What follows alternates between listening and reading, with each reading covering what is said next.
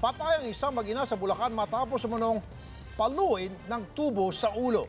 Ang itinuturong suspect sa krimen, kamag-anak pa nila. Umaaksyon si Gary De Leon.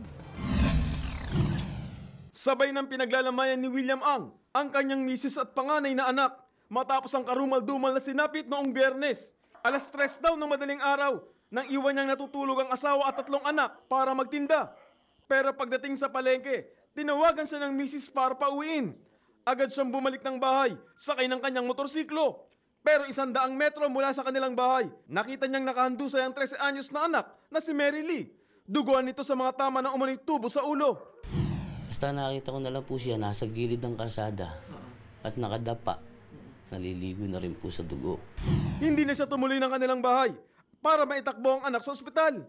Pero pag uwi niya, dito niya nadiskubre ang bangkay ng asawa. May saksak at mga palo rin ito sa ulo.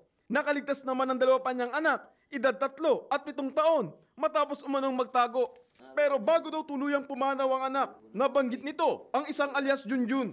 Sabado ng umaga nang maaresto ng mga pulis si alias Junjun na nakilalang si Luisito Taruk Jr., kamag-anak ng mga biktima si Taruk, at may standing warrant of arrest sa kasong statutory rape. Pero marinitong itinanggi ang pagpatay sa tiyahin at pinsan. Sana nga po mahuli na po yung gumawa para mabigyan po ng hospital sa kita ko po.